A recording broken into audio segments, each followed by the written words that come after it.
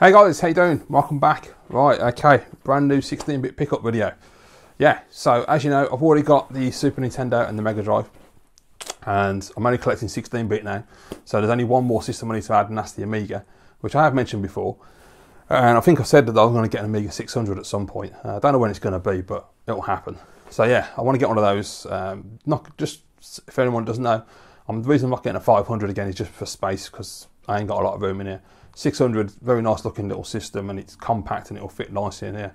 Plus you have the option to add compact flash drives to it and stuff instead of using Gotex, which is quite nice as well. But yeah, in terms of the actual software, I was just going to basically go with the compact flash and just do the emulation thing, and that'll be all good. So I thought about it though, and you know, I've been talking to my good mate Alex, Blutonic78, who's always a bad influence on me. And obviously he's really into the Amiga and the ST, and he's been picking up a lot of Amiga games, and last night he tweeted a picture of his new Amiga 600 setup with a copy of Switchblade 2 and a zip stick and a cup of tea, and I was like, damn.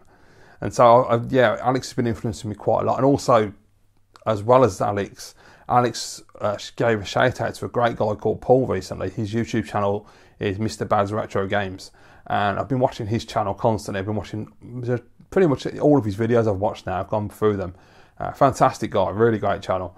And you know, if you haven't seen his channel, guys, check out the description. There's a link down there because he's absolutely brilliant. So if you're into the Amiga, the ST, the Mega Drive, the GX4000, the C64 GS, the ST, he's into all of it, and he's got some amazing collections. And his Amiga collection I've watched a few times now. It's split into about, I think, 4 or 5 parts. I think it's 4 parts. There's a lot there. He's got an amazing collection. And so the more I watched them and the more I thought about it, I thought, you know what, the only thing that's putting me off buying the actual games is just purely the fact that the discs aren't that reliable and the drives aren't that reliable. But the more I looked into it, the 600 seems to be pretty reasonable, and you can buy machines that are professionally refurbished and recapped and everything as well. And they do all the disk drive and everything to make sure everything's working nicely. And I thought, it's probably worth it then, you know, why not? And to be fair, you can do both really. You can have the box games for the nostalgic memories, and I've only had a couple of box games when I was a kid. Most of my stuff was pirate, but there were still a couple that are nostalgic. And the majority of them have really nice artwork and they look great on display. And you know what, I just want to buy them, so I don't really... no point making excuses. I just want to, like all of us, if I want to get into it, I want to get into it. So yeah, so it is the final 16-bit system that I need. So I obviously picked up a couple of games. First one, very nostalgic. A game I did actually have a legit copy of, this particular version of it as well, which is really tough to get it back again because this is awesome. I love this game. It is the classic Snestastic game Lemmings, in the slipcase as well, just the way I had it as a kid. It's fantastic. Just look at that artwork. You just can't beat that, can you? It's beautiful. Such a brilliant game as well. There you go, and all the detail on the back of all the screenshots. I love Lemmings, from the sound effects, the music, the gameplay is absolutely stunning.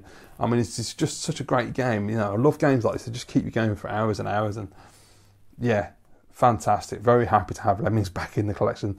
So these big boxes, man, the artwork just looks so good on them. It really stands out. You know, when I put them on the shelves back there, they look really, really good. So yeah, I have made a list as well. I've got a few games I definitely want to get, and there'll probably be others added to it as I go on, because to be fair, there was so many games released in that era. I have trouble remembering a lot of them. It's always usually the big ones, the ones that everybody knows that stick out. I'm sure there were a lot of games. And was it Alex? It might have been Alex recently who mentioned License to Kill. Somebody mentioned, oh, it might have been Paul actually. No, it was Paul, because Paul showed it in his video. And I was like, that rings a bell. And I looked at some gameplay and I was like, oh shit, I remember playing that. You know, so it took me right back, and I was like, that was actually a really good game at the time.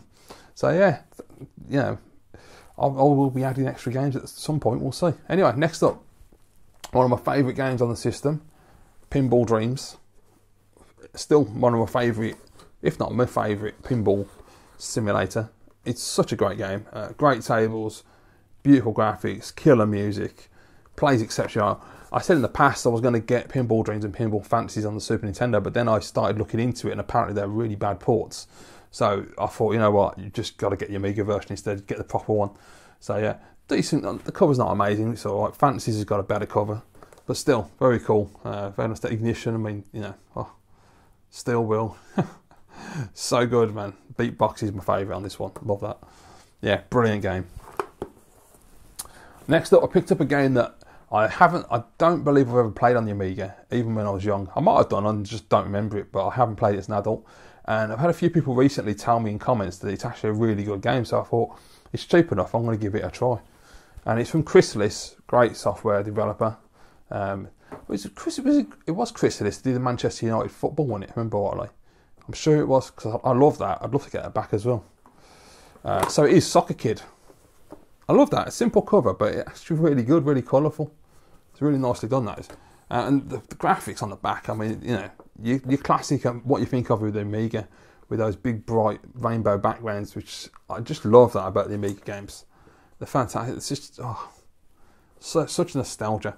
I'd still love a Commodore 64. I know I'm only collecting 16-bit, but I would love a Commodore 64 at some point. It's just, I don't know. The problem is I had the Like Fantastic pack as a kid, and trying to get that for a reasonable price, complete with everything, is it's not easy. I saw one for 200 quid recently with everything in the box, and the computer was yellow, and I thought, no mate, no way. So yeah, maybe one day, or maybe I'll get lucky and find one in decent condition with the gun and all the games and everything, and that would be absolutely fantastic to have that again. I'm still not 100% on the old loading times though. I don't know if that would just wind me up. Yeah, Commodore, man, they're the best. So next up, I got a game that I never played as a kid, but when I had an Amiga 500 a couple of years back with a Gotek, I started playing this game. Now, I know it's not a great game, but I absolutely loved it. It was so much fun, and it's a really cool action platformer, and it's a licensed game, and it's Lethal Weapon. So I saw this going dirt cheap the other day on eBay, and I thought, I'm having that straight away, especially in this condition. It's in really nice shape as well. Fantastic game. It's on this Super Nintendo as well. I've been trying to get a SNES version for ages, but I just cannot get one with a box that's in decent nick. Most of them are knackered, so yeah, it's quite annoying. But yeah, brilliant. And also this one as well supports pretty much all the Amigas as well, which is quite surprising. So that's good to know. But yeah, really great game. It's basically an action platformer. That's all it is. You just run around and you just shoot everyone. It's really cool. It's got great sound effects. As I say, it's not the greatest game in the world, but it just struck a chord when I played it, and I became kind of addicted to trying to beat it, and I got quite far into it at the time as well, so I'm looking forward to going back to that when I do get an Amiga again. Next up, classic game, one of the first games I ever played on an Amiga back in the day. My mate Chip had an Amiga 500, played it on his, it was so good. It was one of the games that made me want an Amiga 500 when I was young, and it is James Pond. I love that cover. That cover is so brilliant. I love the character design. Really, really cool. James Pond, underwater agent. The only thing with Amiga games is the boxes, man. You get the big boxes and you get the small boxes, you get the plastic cases. I wish they'd had more uniformity at the time and everybody just agreed on the same size boxes. But yeah, this is a great game. Yeah, look at that. Absolutely fantastic. The sequel was a better game. I've always preferred the sequel, but this is still a great game. And I say, nostalgically, this takes me right back to the early days when my mate had games like Nightbreed and James Pond, and he had Robocop 2. And, you know, I was playing Xenon 2 as well, was another one at the time. All these games that made me just sit there and go, damn it. Because he had a Spectrum before. He had he didn't have the rubber key one, I don't think. I know he had a +2 and he had a +3. And I had a 64, so I was like always superior with my Commodore. And then he went and got an Amiga. I was like, you bastard. That pissed me off, that his dad bought him an Amiga 500, and I was like, son of a bitch. So next up, we have got the sequel, James Bond 2, Robocop. Another great cover. Fantastic. I love this game. The graphics in this game just takes me right back.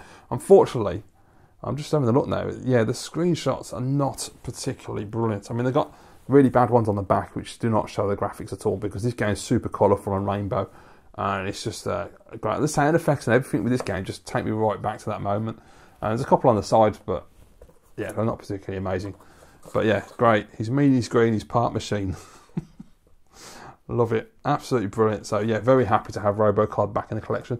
I don't think I've ever played the third one, which is Operation Starfish. Pretty certain I've never played that one, so I may have to try that at some point. We've got only 2 left. No, we haven't. That's annoying. So I've got 2 more games to show you. First one up is a platformer again, and it is Zool. So yeah, this is obviously, this was supposed to be at the time the Amiga's answer to Sonic the Hedgehog. I never really felt that it was, but it's a good game nonetheless. And it's got loads of stuff in this one. It's bloody heavy as well. What have we got in this one? So I don't want to get into opening them all up, 'cause we'll be all day. But yeah, you got obviously you got the floppies. You got the, it's in really nice shape actually. Manual's really flat. Got the old anti-piracy wheel. There's absolutely stacks of shit in here. There's a poster. Oh, there's a massive poster, which I can't open because I'll never get it on the bloody screen. But yeah, there's a huge one. There's a what's that in there? Amiga Format Live 93 sticker. There's a in fact the cards are not stickers. Another Amiga Format card. A nice Lemmings one as well. And yeah, just a random one. This is actually really, really cool. Also got as well the registration card, and there is also a load of Zool stickers as well. So that's really complete. I mean, Jesus, there's everything in the box there. Absolutely fantastic. And I say it didn't break the bank. These games are really cheap at the moment, so that's always nice. Love it. So that's Zool. And then we have, obviously, the sequel, which is Zool 2. Now, I'm pretty sure I may have played this on the GoTech. I can't remember. I can't remember if I thought it was as good as the original or not. It probably is. I mean, I don't see it being much different, to be honest. But, yeah. But all the Zool games, they're not too bad at all. I think Alex said the Super Nintendo version is actually quite decent as well. So what we've got in the box. Because apparently it's supposed to have some goodies in there. Whether it has, I don't know. What we've got. Have we? Yeah, there's a fair bit in there. So we've got the discs, obviously. We've got the registration. Yeah, is that a postcard? Yeah, postcard with zoos. Nice flat manual. And massive Chupa Chups Zool poster as well. In absolutely fantastic shape. Really, really good actually, these are. And the bloke I bought them from, I bought Lemmings from a different guy, but all the other games I bought from one seller, a guy called Paul. Really nice guy. Really friendly and helpful. So there you go, guys. That's the first couple of games for the Amiga. So there will be more coming, of course. And when I get them, I'll do pick-up videos and show those off. And when I eventually am able to buy an Amiga 600, of course, I'll make a video about that because I'm excited to try that out. I've never had a 600. I only have had the 5, so yeah, it's going to be exciting times. Right, guys, well, thank you very much for watching. I hope you've enjoyed this video. Look forward to your comments down below, as always. And I will see you in the next video.